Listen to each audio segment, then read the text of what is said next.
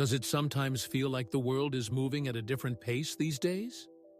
Perhaps you look around and see everyone, young and old, seemingly glued to little glowing rectangles, tapping away, talking into their devices, or sharing pictures and updates online. You hear terms like apps, streaming, social media, the cloud, and it might feel like a foreign language, a club you haven't quite joined yet. Maybe you've felt a pang of frustration when a grandchild tries to show you something on their phone, whizzing through screens faster than your eyes can follow, or when essential information like banking details or health updates seems increasingly locked behind a digital door. You're not alone in feeling this way. It's a common experience, this sense that technology, while promising connection and convenience, can sometimes feel like a barrier, something complex, and perhaps even a little intimidating. The truth is, the world has changed rapidly.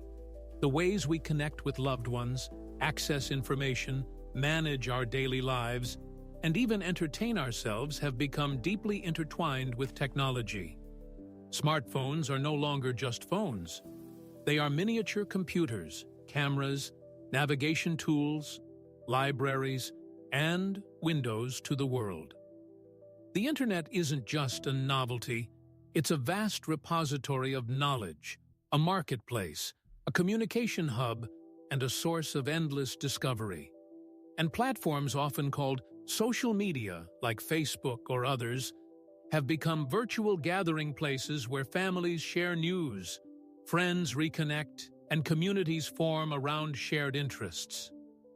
For many, navigating these digital spaces feels second nature.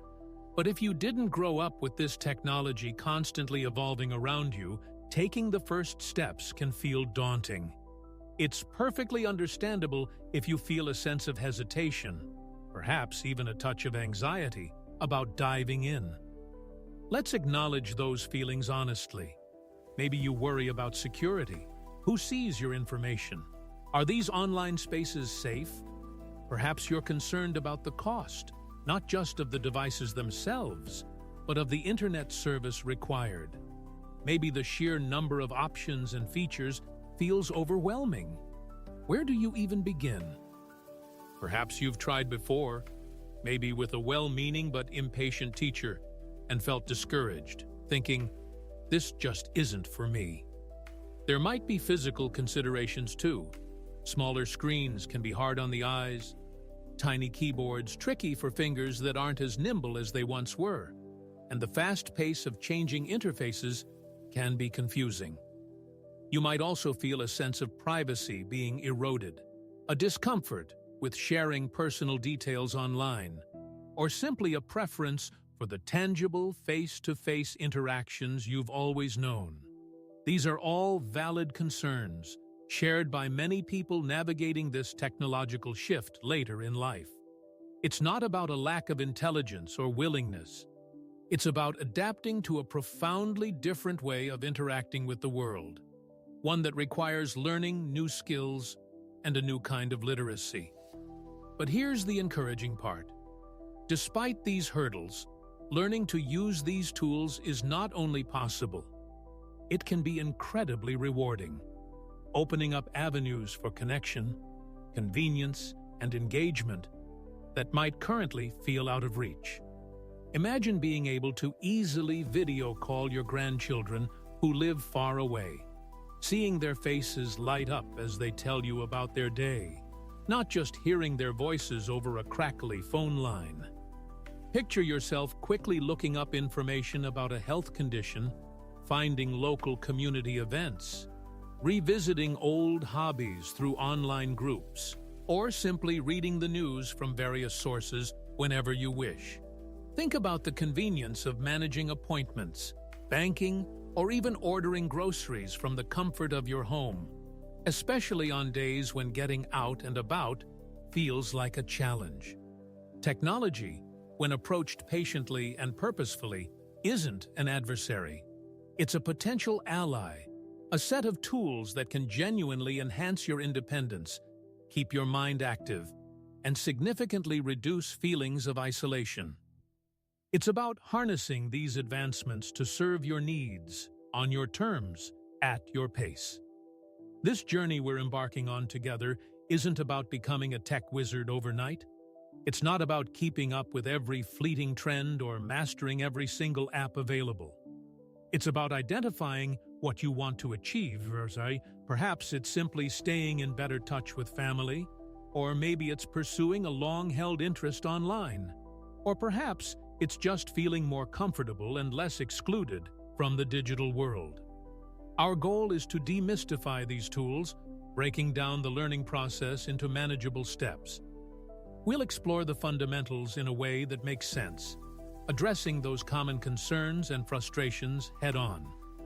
Think of this as building a bridge from where you are now, perhaps feeling uncertain or hesitant, to a place where you feel more confident and capable in using technology to enrich your life. In our next chapter, we'll roll up our sleeves and get practical. We'll look at the basics of smartphones, what those buttons and icons actually mean, how to make calls, send messages, and maybe take a picture or two. We'll gently navigate the vast landscape of the internet, discussing how to search for information safely and effectively, how to spot potential pitfalls, and how to protect your privacy. We'll also touch upon the idea of social media, focusing on how it can be used primarily for connection with family and close friends, creating a secure and comfortable online space for yourself. We won't rush. We'll focus on building a solid foundation, understanding the why behind the how, so that these devices start to feel less like mysterious black boxes and more like helpful assistants. The key is patience. Patience with the technology, and most importantly, patience with yourself. Learning anything new takes time, and that's perfectly okay. You have a lifetime of experience and wisdom, and adding this new skill set is just another layer, another way to engage with the world and the people you care about. So, take a deep breath. Let go of any pressure to know it all immediately. We're starting this exploration together, focusing on empowerment, connection, and finding ways for technology to genuinely serve you. All right, let's gently pull back the curtain on these technologies, looking at them not as complex puzzles, but as tools waiting to be understood and used for your benefit. We'll take it step by step, focusing on the things that are most likely to help you feel more connected and informed. Remember, the goal isn't mastery overnight, but comfortable familiarity, gained at your own pace. First, let's talk about that device you might have seen everywhere, the smartphone. It might look sleek and perhaps a bit mysterious, but at its core, it's designed to be helpful. Most smartphones have very few physical buttons, usually just one or two on the side for power, turning it on and off, or just waking it up, and volume control. The magic happens on the screen itself, which is a touch screen. Think of it like pointing directly at what you want. A gentle tap with your finger selects something, like choosing a name to call. A swipe, sliding your finger across the screen, lets you move between different screens or scroll through lists, like looking through your contacts. Sometimes you might use two fingers, pinching them together or spreading them apart, usually to make pictures or text smaller or larger, a very handy trick if the writing feels a bit small. Don't worry about pressing too hard. A light touch is usually all that's needed. And please, let go of the fear that you'll break it by pressing the wrong thing. Modern smartphones are remarkably resilient, and most actions can be easily undone. There's usually a back button or arrow somewhere on the screen that lets you return to the previous step if you feel lost. Now, what can you do with this device? Its most basic functions are likely familiar territory: making phone calls and sending text messages. You'll usually find an icon that looks like a classic phone receiver. Tapping this opens the phone function. You can dial a number directly using an on-screen keypad, or more conveniently, select a name from your saved contacts. Sending a text message is similar. Look for an icon that often resembles a speech bubble. Tapping this opens your messaging app.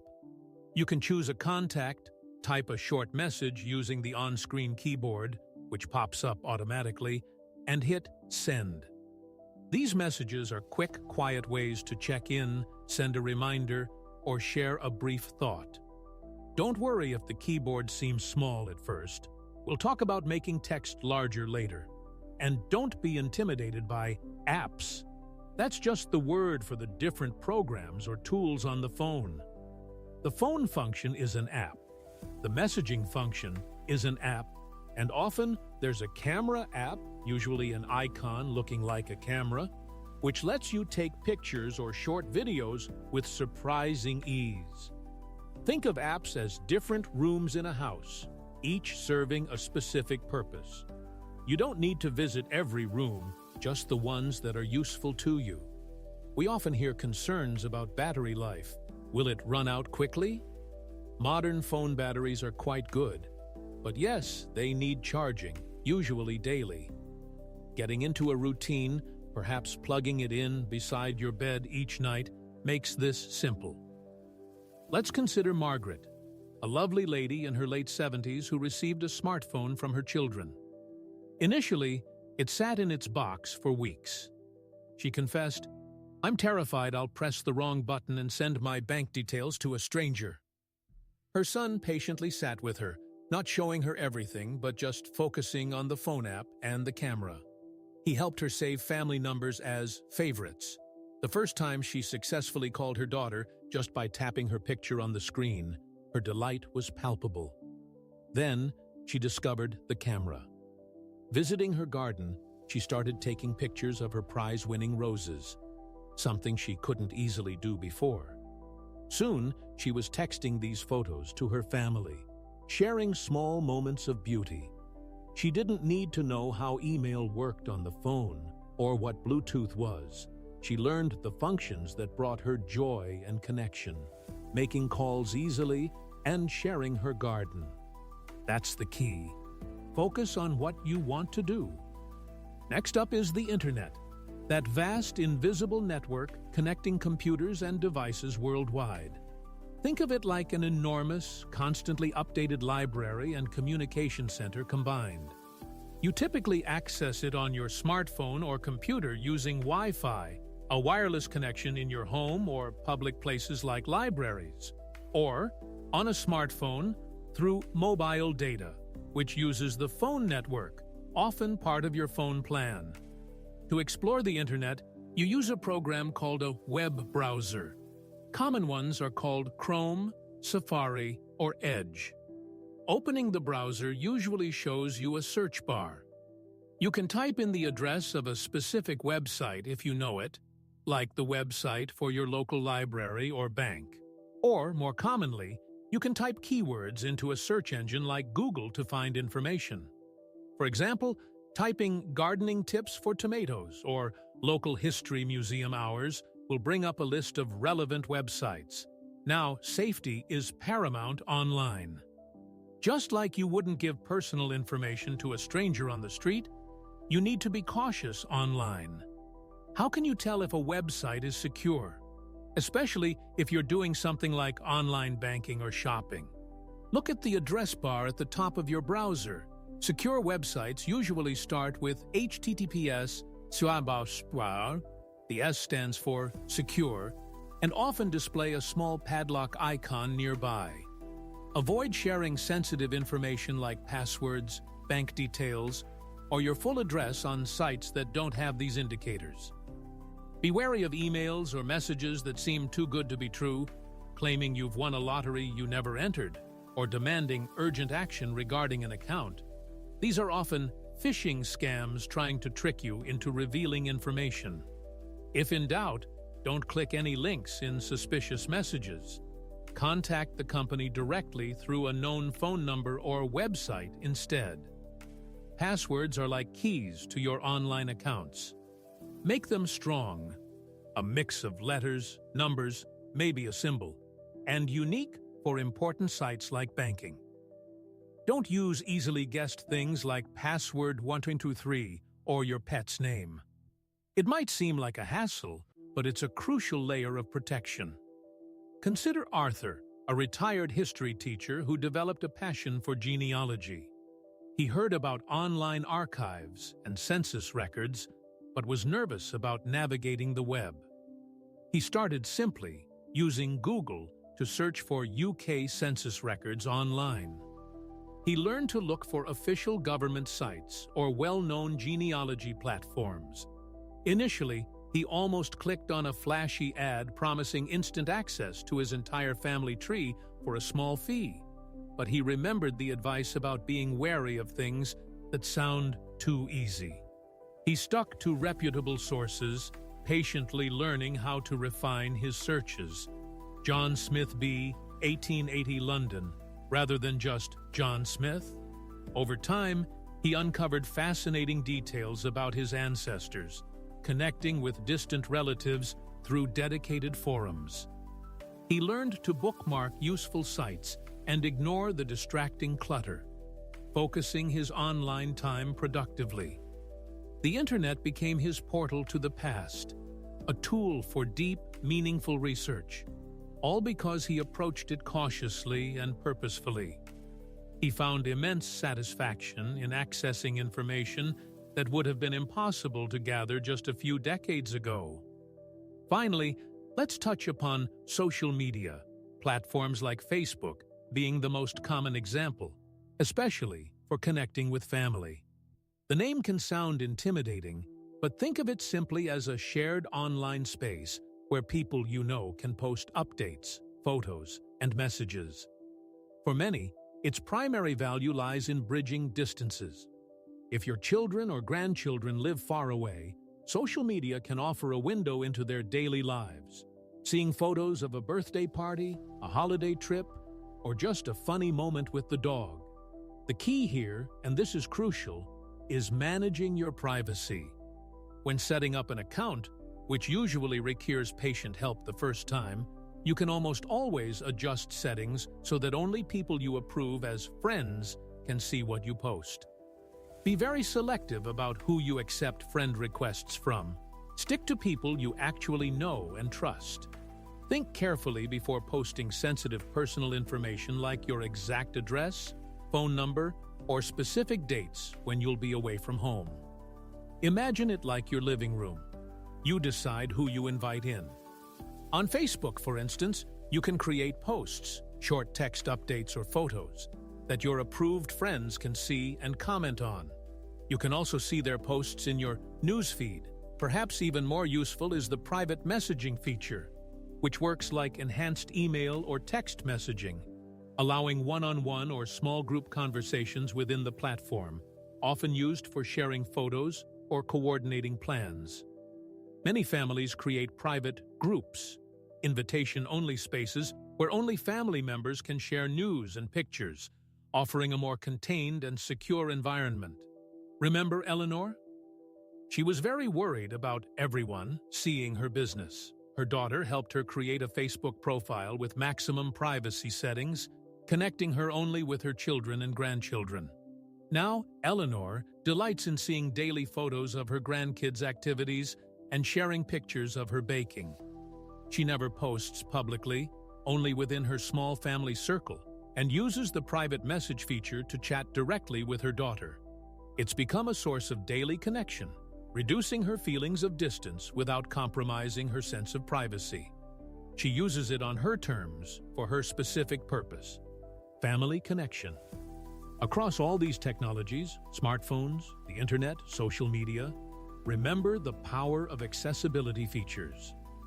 Most devices allow you to increase text size, magnify parts of the screen, or even have text read aloud.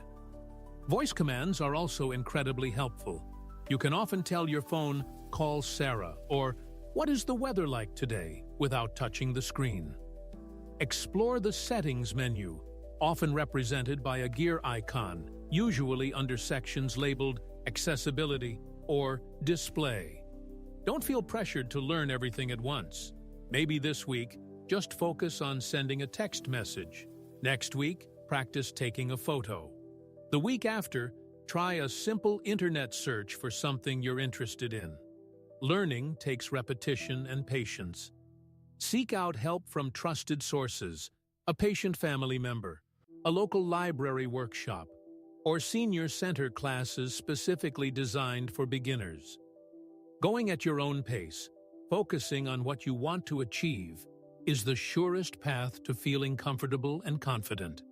These are tools, and like any tool, they become more useful the more comfortably you learn to handle them for the tasks that matter to you. So, here we are, having journeyed together through this landscape of modern technology, the smartphones, the vast internet, the connecting threads of social media. We started by acknowledging that feeling, perhaps a blend of curiosity and apprehension, that many of us experience when faced with tools that seem to have reshaped the world so quickly. We recognize the validity of concerns about complexity, security, privacy, and simply feeling overwhelmed or left behind.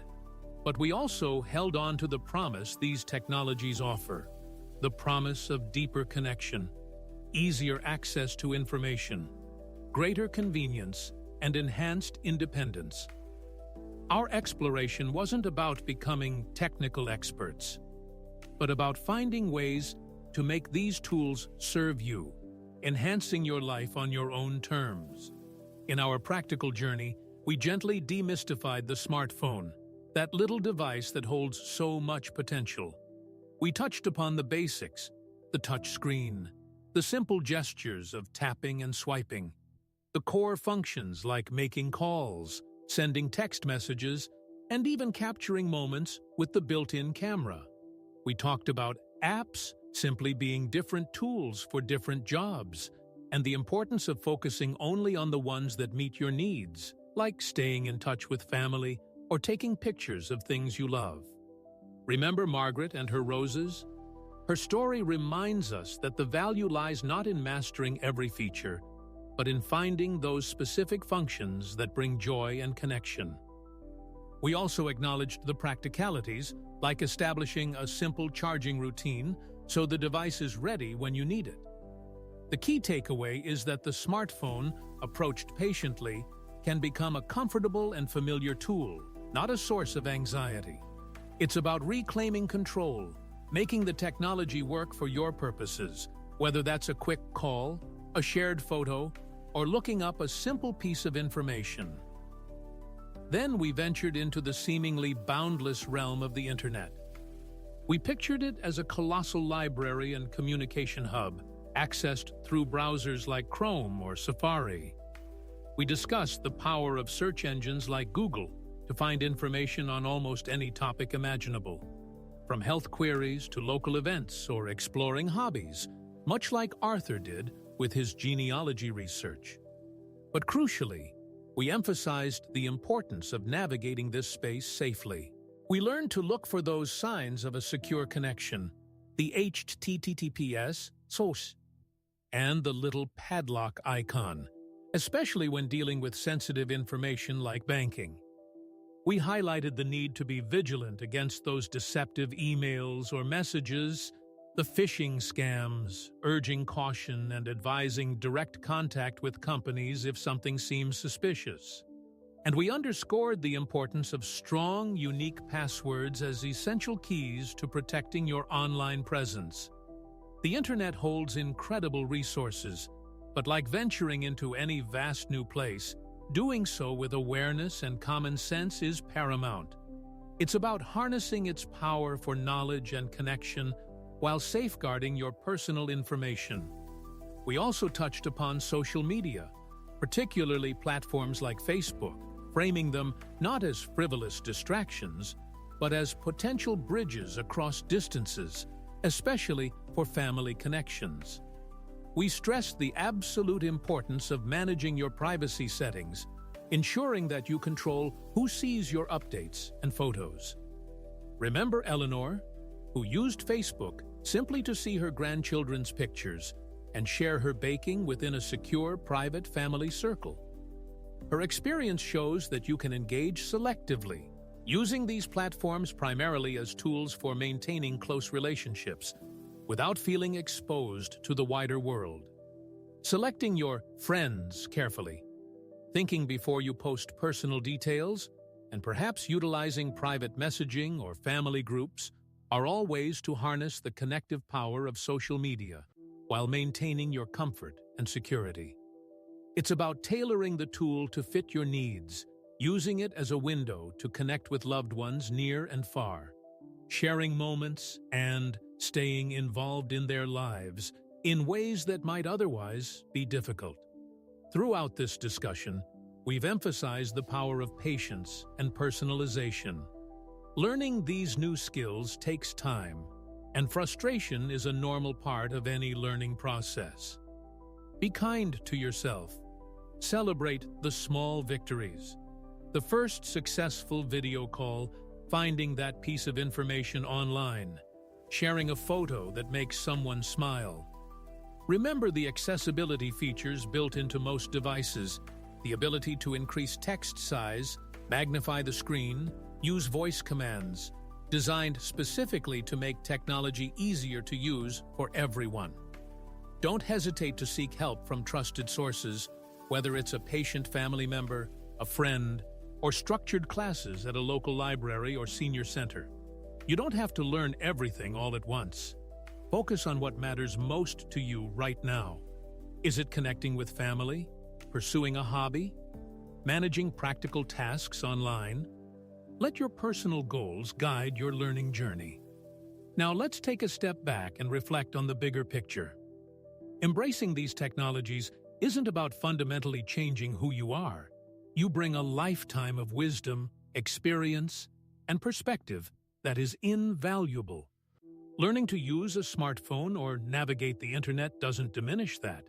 It simply adds another set of tools to your repertoire, another way to express yourself, engage with the world, and connect with the people you care about. In a world that sometimes feels like it's moving faster than ever, acquiring these skills can be profoundly empowering. It can transform a feeling of being slightly adrift or excluded into a sense of active participation. It's about ensuring you have access to the same conveniences, information, and avenues for connection as everyone else. Think of the potential long-term benefits, maintaining stronger bonds with younger generations who often communicate digitally, keeping your mind active and engaged by exploring new interests online, accessing health information or support groups, managing finances or appointments with greater ease, and ultimately, bolstering your sense of independence and connection to the wider community. Perhaps there's a deeper philosophical point here too. Life, at every stage, involves learning and adaptation. Just as you've adapted to countless changes throughout your life, societal shifts, personal transitions, evolving world events, learning to navigate the digital landscape is simply another form of adaptation. It's a testament to your resilience and your enduring capacity for growth. It's easy to think, oh, this is for the young folks, but that simply isn't true. The desire for connection, knowledge, and engagement knows no age limit. Your mind is perfectly capable of learning these new patterns, these new ways of interacting. It might take a different kind of patience, a willingness to ask questions and perhaps feel a bit clumsy at first, but the capacity is absolutely there. See it not as a chore, but as an opportunity to unlock new possibilities, to simplify certain tasks, and most importantly, to stay meaningfully connected in an increasingly digital world.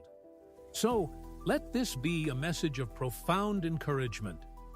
You can do this. You have the ability to learn and adapt, just as you have throughout your entire life. Don't let fear or frustration build a wall between you and the potential benefits these technologies offer. Start small, be patient, focus on your personal goals, and seek out supportive help when you need it. Take control. Decide how you want to use these tools. Make them serve your needs, enhance your connections, and enrich your life. The digital world doesn't have to be an intimidating unknown. It can become a familiar territory, a resource you navigate with growing confidence, opening doors to information, convenience, and most precious of all, connection with the people and interests that matter most to you. Our final thought is this: technology is ultimately just a tool, but connection is fundamental. By learning to wield these tools effectively and safely, you are not just mastering devices. You are strengthening the human bonds that give life its deepest meaning, ensuring your voice, your presence, and your wisdom continue to resonate in the lives of those you love, regardless of distance or the changing ways we communicate. Embrace the journey, trust in your ability to learn, and look forward to the new connections and discoveries that await.